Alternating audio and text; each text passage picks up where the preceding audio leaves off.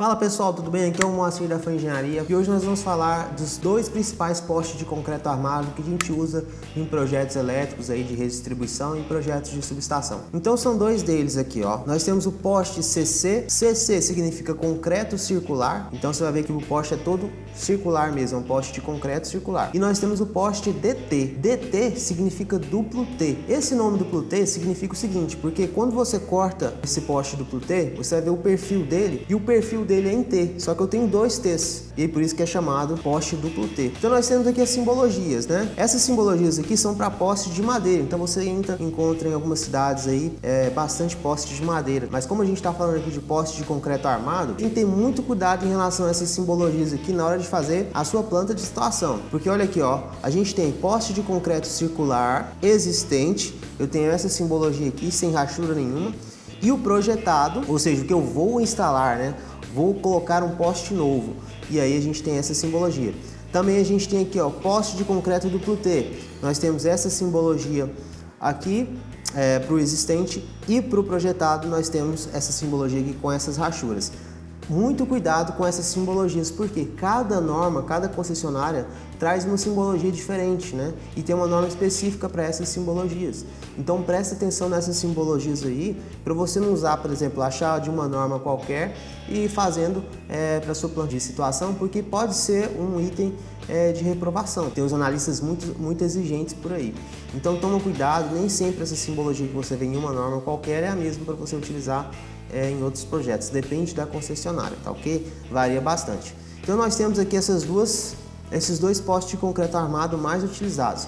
Poste CC, que é de concreto circular, e o poste duplo T. Aqui você vai ver uma foto dos dois. Aqui eu estou mostrando a base dele, né, o engastamento dele, mas aqui a gente tem o duplo T e aqui também a gente tem um de seção circular, beleza? Agora aqui algumas alturas dos postes. Aqui eu estou falando tanto do CC quanto do DT, tá? Nós temos aqui, ó, alturas que são mais utilizadas. De 9 metros a gente usa sem rede primária de distribuição, só com rede secundária, tá? Que nem você está vendo na foto aí. De 10 metros a gente usa rede secundária e primária, só que não faz muita derivação com poste de 10 metros. Essas determinações de altura aqui também podem variar um pouco de acordo com a norma, né?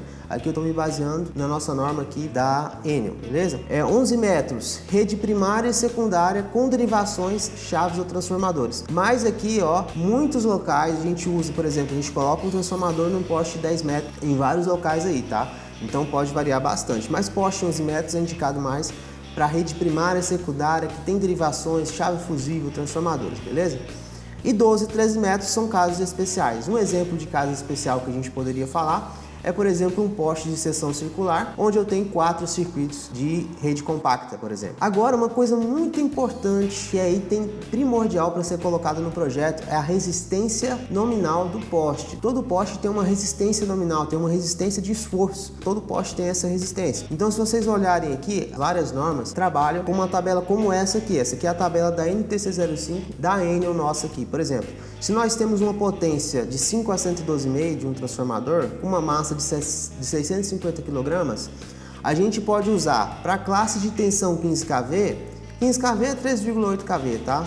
E 36,2 é 34,5 kV. Nós temos a resistência nominal mínima do poste de 300 DAN, ok? Isso aqui tanto para a seção circular quanto para duplo T.